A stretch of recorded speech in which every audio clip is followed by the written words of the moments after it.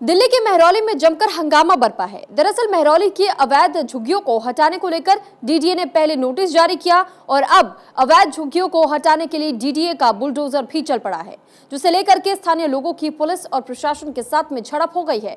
मेहरौली में काफी देर तक हंगामा चलता रहा। आम आदमी पार्टी के निगम पार्षद के पति महेंद्र चौधरी ने पूरे इलाके के लोगों से घरों से बाहर निकलने और डेमोलिशन को रोकने के लिए प्रदर्शन की अपील भी की, जिसके बाद झुग्गी में रहने वाले लोग सड़क पर निकल आए और प्रशासन की कार्रवाई का विरोध करने लगे। वहीं जैसे ही डीडीए ने झुग्गियों को हटाने के लिए बुलडोजर चलाया तो उस दौरान लोगों का गुस्सा फूट पड़ा और उनकी पुलिस और प्रशासन के कर्मचारियों के साथ धक्का मुक्की शुरू हो गई। एक ओर डीडीए इस कार्रवाई को कानूनी बता रहा है तो दूसरी ओर आम आदमी पार्टी इसे लेकर सियासत करती नजर आ रही है। आपको बता दें कि मेहरौली के झुग्गी वालों को उनकी झुग्गी के एवज में दूसरा घर देने की बात कही गई थी, लेकिन अभी तक डीडीए ने झुग्गी वालों को घर नहीं दिया है। ऐसे में लोग अब डीडीए की कार्रवाई का विरोध कर रहे हैं और यही वजह है कि मेहरौली में डीडीए की कार्रवाई के बाद अब नया सियासी महाभारत होता नजर आ रहा है।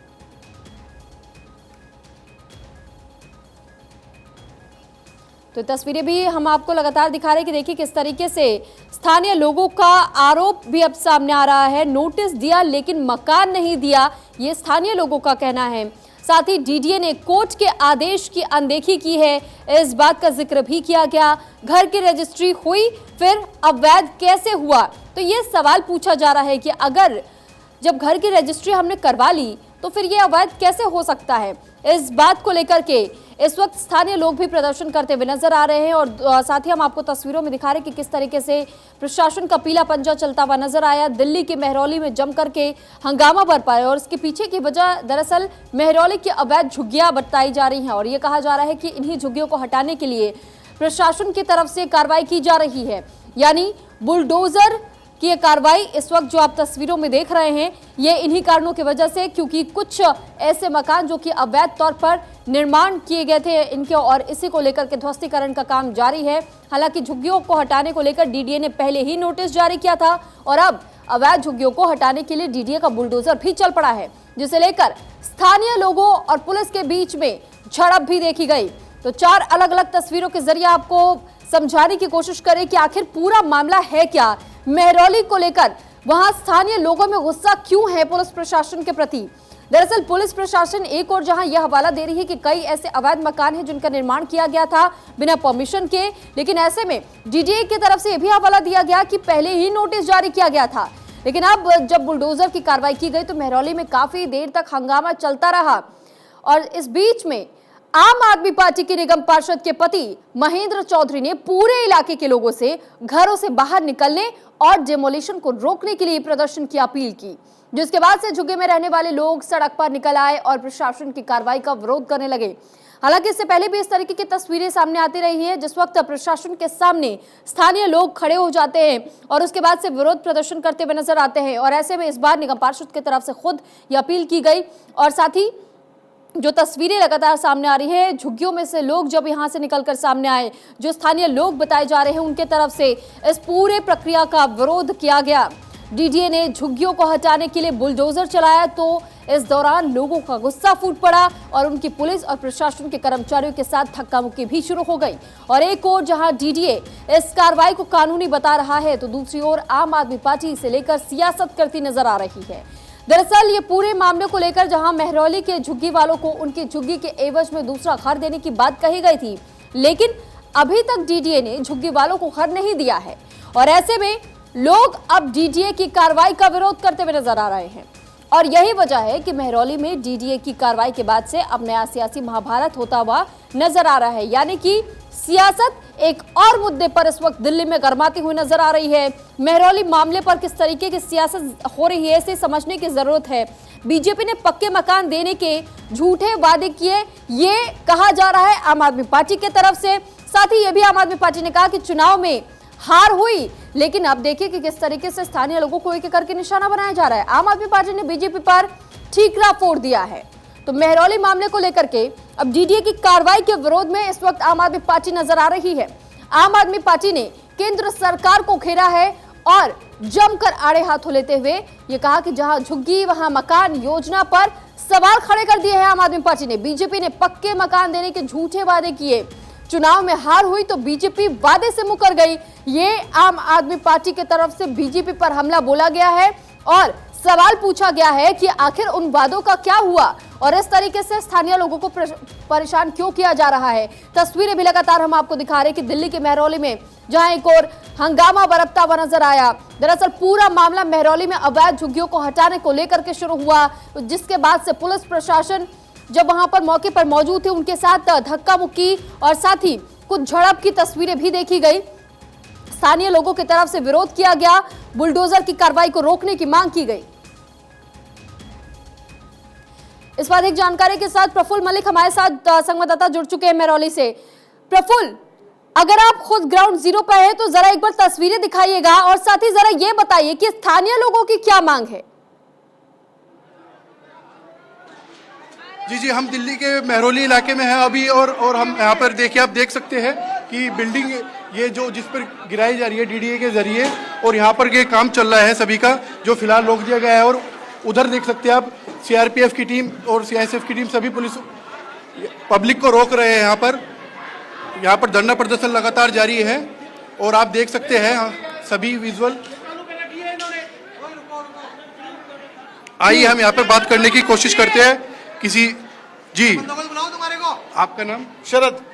आप बताइए कि मुझे जो चल रहा है यहाँ पर, आप इसके बारे में क्या कहना चाहेंगे? ये देखिए, सरकार जब वो लेती है 8% की ड्यूटी लेती है, जब उन्हें ये यकीन नहीं होता है कि इनकी जगह सब कुछ होने के बाद है, और उसके बाद बिजली का कनेक्शन दे रही है, सीवर का कनेक्शन दे रही है, पानी का कनेक्शन दे रही है। आप अपनी जगह पे हमसे टैक्स ले रहे हो, ड्यूटी टैक्स ले रहे हो 8% की, जब नहीं दिख रहा कि आपकी जगह है।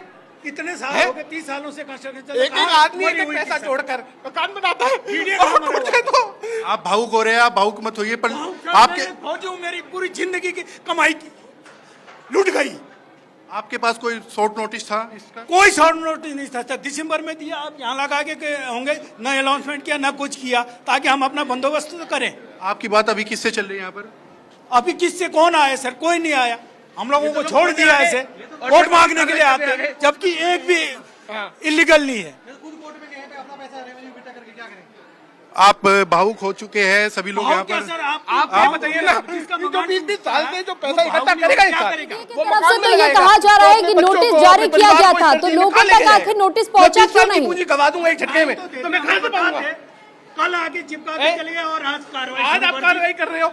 जब 20 साल हो गए, तो पता आप जब ड्यूटी ले रहे हो, जब आपको यकीन नहीं हो रहा कि हमारी जगह पे हम ड्यूटी कैसे ले लेंगे, मैं अपने मकान पे अपनी ड्यूटी कैसे ले लूंगा दूसरे इंसान से? आज आप क्लेम कर रहे हो इस जगह को, क्यों आपने स्टैम्प ड्यूटी ली बिना किसी शॉर्ट नोटिस के? जो ये कार्रवाई हुई है, आप क्या कहना चाहेंगे इस बारे में? यही कहना चाहूंगी, डीडीए उस समय कहाँ सो रही थी जब वो बाउंड्री उसने वहाँ पे लगाई, वो कोने से बाउंड्री लगाई। आपकी बाउंड्री पीछे है, उस समय डीडीए कहाँ सो? पैसा खाने के लिए डीडीए सबसे आगे थी। आप हमें स्टैम्प ड्यूटी दीजिए, आप हमें ये दीजिए। उस समय सारी मीडिया कहाँ थी और सारे वो फोर्स कहाँ थी उस समय? हम और लोगों से भी बात करने की कोशिश करेंगे जो यहाँ पर मौजूद है। आप बताइए सर। सर मैं तो उधर साकेत में रहता था किराए पे, तो जब हम यहाँ पता लगा कि महरौली में रजिस्ट्री होती है, तो वहाँ पर हमारे यहाँ ओजरा नहीं है या कोई भी और कुछ जगह हैं जो पावर ऑफ अटॉर्नी चल रही है, तो हमें ये लगा कि यहाँ रजिस्ट्री है, तो रजिस्ट्री पक्की रजिस्ट्री होने की वजह से हम पे जो भी, मैं एक छोटी सी नौकरी करता हूँ, जो भी थोड़ा बहुत हमने पैसा इकट्ठा किया, यहाँ आकर हमारे पूरी यहाँ आकर रजिस्ट्रार ऑफिस में हमने रजिस्ट्री कराई, पूरे हमारे पास डॉक्यूमेंट। कब से रह रहे हैं आप यहाँ पर? यहाँ हमें इस टाइम हो गया 1 साल हो गया इधर। 1 साल हो गया? हाँ, हमें 1 साल हो गया। रजिस्ट्री कराई हमने, रजिस्ट्री की स्टाम्प ड्यूटी दी है और हमने लोन कराया है, सारा कुछ है, सारा लीगल होकर तब ही हम आए। अगर ये इलीगल होता या कुछ भी होता हम क्यों आते सर? कोई शॉर्ट नोटिस नहीं, कोई जानकारी कोई नोटिस नहीं, हमें कोई जानकारी नहीं है। अचानक ये लोग आए हैं, हम तो सब लोग पागल हो गए, अपनी अपनी नौकरियों से छोड़ के आए हैं, अपने कारोबार से। बच्चे रो रहे हैं, हमारे घर में हमारी बीबियाँ रो रही हैं, सारे हमारे गाँव में भी लोग परेशान हैं, हमारे माँ बाप रोते हुए अब यहाँ भागते हुए आ रहे हैं। तो गवर्नमेंट का काम, मुझे लगता है कि गवर्नमेंट का काम लोगों का घर उजाड़ना नहीं होना चाहिए। गवर्नमेंट का काम लोगों का घर बसाना है। जैसे मोदी जी कहते हैं कि मैं बहुत छोटे परिवार से रहा हूँ, मैं बहुत ग्राउंड लेवल से रहा हूँ, मतलब ग्राउंड लेवल से आया। तो एक देश के प्रधानमंत्री आज ऐसे हैं जो ग्राउंड लेवल से आते हैं, उसके बावजूद अगर वो लोगों का, ग्राउंड लेवल के लोगों का दर्द अगर प्रधानमंत्री नहीं समझ पा रहे हैं, तो शायद या तो वो भूल चुके हैं जो अपना स्ट्रगल टाइम। तो मैं तो हाथ जोड़ के, मैं यही मेरी रिक्वेस्ट है कि प्रधानमंत्री जी जो भी हमारे यहाँ के जिम्मेदार लोग हैं ऐसा इसे रुकवाइए प्लीज़। लोग भावुक हो रहे हैं, हाथ जोड़ रहे हैं, आंसू निकल रहे हैं, पर लेकिन इन सब का दर्द किसे दिखेगा? ये अभी हम और लोगों से बात करने की कोशिश करेंगे। आप विजुअल देख सकते हैं बिल्डिंग के टूटने के, सभी लगातार यहाँ पर अभी फिलहाल तो काम रुका हुआ है, पर लेकिन अभी आगे जो भी आएगा जानकारी देते रहेंगे। और भी लोगों से हम बात करने की कोशिश करेंगे। आप उधर देख सकते हैं सीआरपीएफ की टीम लगातार खड़ी हुई है मुस्तैदी से, और सभी ये हम उनके पास जाकर आपसे बात करने की कोशिश करते हैं। कुछ और भी वहाँ पर लोग हैं।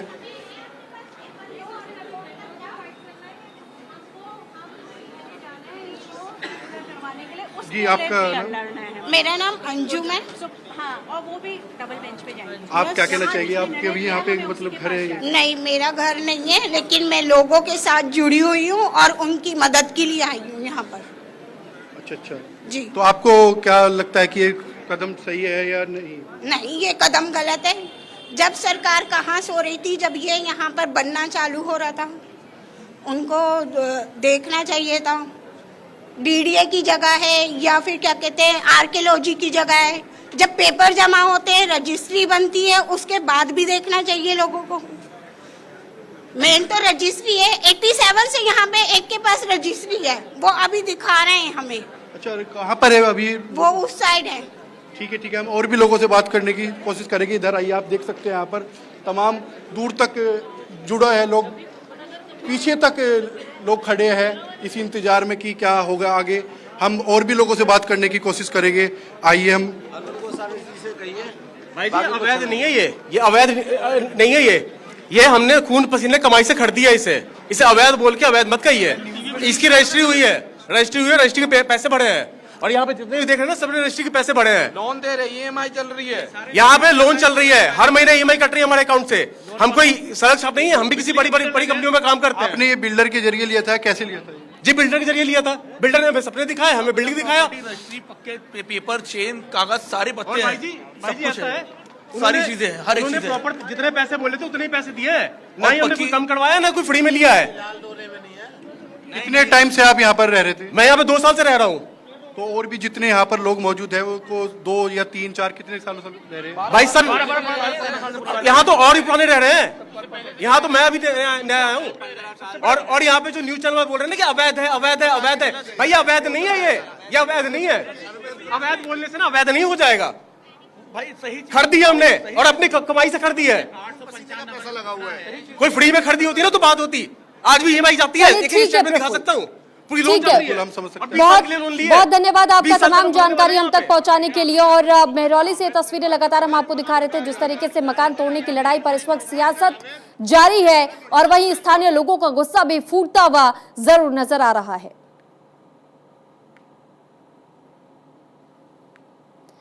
और अब खबरों में आगे बढ़ते हुए अब आपको बताते हैं कि प्रधानमंत्री नरेंद्र मोदी आज मुंबई दौरे पर जाएंगे और इस दौरान पीएम महाराष्ट्र और खासकर मुंबई के लोगों को 2 नई वंदे भारत एक्सप्रेस ट्रेन देने की सौगात देंगे। और ये 2 ट्रेनें CST से सोलापुर और CST से साईनगर शिरडी के बीच चलाई जाएंगी। इन ट्रेनों के शुरू होने के साथ ही महाराष्ट्र देश में पहला ऐसा राज्य बन जाएगा जहां स्टेट के अंदर ही 2 अलग अलग शहरों के बीच वंदे भारत ट्रेन चलेगी। पीएम मोदी के हरी झंडी दिखाए जाने के बाद मुंबई से कुल 3 वंदे भारत एक्सप्रेस ट्रेन चलेगी। इसके बाद महाराष्ट्र से वंदे भारत एक्सप्रेस ट्रेनों की कुल संख्या 4 हो जाएगी। तो फिलहाल ये जानकारी आपको दे रहे हैं कि कुछ ही देर के बाद से जब प्रधानमंत्री नरेंद्र मोदी वहां पहुंचेंगे और उसके बाद से वंदे भारत ट्रेनों को हरी झंडी दिखाते हुए नजर आएंगे। दरअसल पिछले साल से अब तक देश को 8 नई आधुनिक ट्रेनों का तोहफा दिया जा चुका है। आज प्रधानमंत्री नरेंद्र मोदी छत्रपति शिवाजी महाराज टर्मिनल से 2 वंदे भारत ट्रेन को महाराष्ट्र के अलग अलग कोने के लिए रवाना करेंगे। पहला शिरडी के लिए और दूसरा सोलापुर के लिए। लेकिन शिरडी क्योंकि बाबा साईं बाबा का तीर्थस्थल है, ऐसे में बुजुर्ग से लेकर जो बच्चे सभी जाते हैं इस तीर्थस्थल पर दर्शन करने के लिए। ये आज इसी शिरडी जो जा रही है वंदे भारत ट्रेन, इसमें ट्रैवल कर रहे हैं। मेरे साथ एक अंकल हैं। क्या नाम होता था आपका? यशवंत ठाकरे। कहाँ जा रहे हैं आप? हम शिरडी जा रहे हैं। वंदे भारत में चढ़ेंगे? या वंदे भारत में से खुशी है आज प्रधानमंत्री इसका इनॉग्रेशन कर रहे हैं? बहुत खुशी है। ये जिंदगी में ऐसा मौका बार बार नहीं आता है। अभी मेरी उम्र खाली 91 ईयर्स है और मैं न्यू पनवेल ज्येष्ठ नागरिक संघ का अध्यक्ष रह चुका हूँ और हमारे संघ के तरफ से काफ़ी मेंबर आज सफ़र कर रहे हैं। ये नई गाड़ी वंदे भारत सबको मुबारक हो, ऐसी मेरी मनोकामना है। महाराष्ट्र के लिए बहुत खुशी की बात है, वंदे भारत प्रधानमंत्री इनॉग्रेशन कर रहे हैं, तो यहाँ बहुत खुशी की बात है। ये मौका बार बार नहीं आता है और हमें आनंद आ रहा है कि ये सफ़र में, ये ट्रेन में हम सफ़र कर रहे हैं। देख सकते हैं कि सर बुजुर्ग और महिलाएं सभी शिरडी के लिए जा रहे हैं। कहाँ जा रही हैं आप लोग? क्या नाम हुआ आपका? नीलम विकास राउत। कहाँ जा रही हैं आप? पालघर, शिरडी। खुशी है, प्रधानमंत्री आज इनॉग्रेशन कर रहे हैं वंदे भारत ट्रेन के। हाँ, मोदी है तो सब मुमकिन है भाई, मोदी है तो मुमकिन है, सब मुमकिन है। खुशी की बात है, बहुत खुशी हो रही है। धन्यवाद। हो रहा है, हम लोग कार लेके जाते हैं तो 12-12 घंटा भी लगता है ट्रैफिक में, लेकिन इससे जाएंगे तो 5-5.5 घंटे में पहुंच जाएंगे। पहले ट्रेन में कितना टाइम लगता था आप लोगों को जाने में? कम से कम 7-7.5 घंटा लगता है। अब 5 घंटा में आप पूरा ट्रैवलिंग कर लेंगे, खुशी की बात है। बहुत खुशी की बात है, ये पूछने बात नहीं है, बहुत खुशी की बात है भाई। देख सकते हैं महिलाएं बुजुर्ग सभी आज इस वंदे भारत ट्रेन में साई नगरी शिरडी जा रहे हैं, क्योंकि प्रधानमंत्री इस ट्रेन का आज इनॉग्रेशन कर रहे हैं। ऐसे में बुजुर्ग और महिलाओं के चेहरे पर आप साफ तौर से खुशी देख सकते हैं और प्रधानमंत्री नरेंद्र मोदी का सभी शुक्रिया कर रहे हैं। कैमरामैन मोहित के साथ केशव कुमार झा, भारत 24 मुंबई। तो मुंबई को वंदे भारत की सौगात मिलने जा रही है और ऐसे में भारत 24 पर रेल मंत्री ने क्या कुछ कहा है, आपको सबसे पहले वो सुनवाते हैं। केंद्रीय रेल मंत्री अश्विनी वैष्णव जी हैं। सर, आज महाराष्ट्र के लिए कितनी बड़ी खुशी के बाद दो ट्रेन को प्रधानमंत्री इनॉग्रेट कर रहे हैं? महाराष्ट्र के लिए बहुत खुशी की बात है कि आज माननीय प्रधानमंत्री श्री नरेंद्र मोदी जी मुंबई से साईं बाबा के दर्शन के लिए और मुंबई से पुणे और शोलापुर जैसे बहुत हमारे सांस्कृतिक तौर पे महाराष्ट्र के इतिहास पे जो बहुत प्रभाव रखने वाले 2 शहर हैं, उनको जोड़ने वाली 2 वंदे भारत मुंबई से लॉन्च करेंगे। कितनी देर टाइमिंग में दूरी तय कर लेगी दोनों ट्रेनें और क्या फेयर होगा? डिटेल्स ले लो आप, बहुत अच्छी ट्रेन से बहुत अच्छा रिस्पांस है। और आने वाले दिनों में, और ये 9वीं और 10वीं हो गया, कितने और प्रोजेक्ट बस अब तो बनती जाएगी। और इस पर अधिक जानकारी के साथ केशव झा इस वक्त हमारे साथ खुद महाराष्ट्र से जुड़ चुके हैं। केशव, क्योंकि आप खुद इस वक्त वहां पर मौजूद है, आपने लोगों से भी बातचीत की है, लोगों के चेहरे पर वो उत्साह आप खुद भी महसूस कर पा रहे होंगे। लोगों का क्या कुछ कहना है इस बड़ी सौगात जो आज उन्हें मिलने जा रही है वंदे भारत, और ये दूसरी वंदे भारत महाराष्ट्र के लिए बताई जा रही है?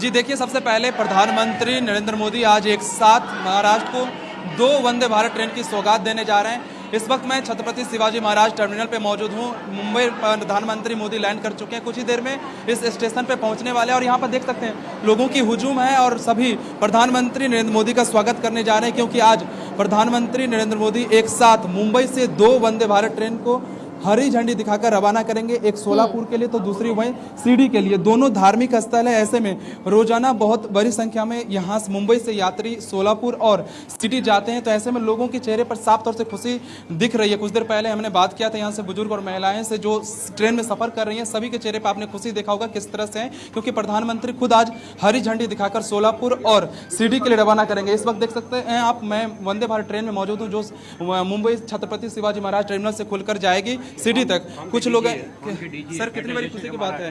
बहुत ही खुशी की बात है और ये भारत के लिए और महाराष्ट्र के लिए बहुत गौरव की बात है कि आज पहली ट्रेन महाराष्ट्र की जा रही है, वो भी शिरडी के दरबार में जा रही है, तो बहुत ही अच्छा लग रहा है। पहले कितना टाइम लगता था आप लोगों को यहाँ सफर करने में? पहले 5 घंटा लगता था। तो देख सकते हैं जो यात्री हैं जो सफर कर रहे हैं इस वंदे भारत ट्रेन में, उनके चेहरे पर साफ तौर से आपको खुशी दिख जाएगी। और वहीं अगर इस ट्रेन की खासियत की बात करें, माफी के साथ यहाँ आपको रोकना पड़ रहा है और इस बीच आपको सीधे लोकसभा लिए चलते हैं, जहां पर वित्त मंत्री निर्मला सीतारमण कुछ कह रही है। क्या कुछ कह रही है, सुनवाते। So in a way, if I have to put in a few words what this budget of 2023-24 is, it actually, in a way, if I can say, astutely balances the requirement for India's development imperatives within the limits of fiscal prudence. So that is a very difficult balance. I'm sure most of us who are speaking on the Indian economy and the budget would observe that it is a very, very tight, measure. It's a very delicately balanced act. and that's what has been achieved in 2023-24 budget, without compromising on India's growth potential and sustaining the growth momentum. We also have made sure that fiscal prudence is maintained as per the glide path we had given 2 years ago. We were in a stretched fiscal situation, sir, post the pandemic. However, the growth in 23-24, the period for which this budget is presented here, will be with good policies such as the PM Gati Shakti, National Logistics Policy, and also the PLI scheme.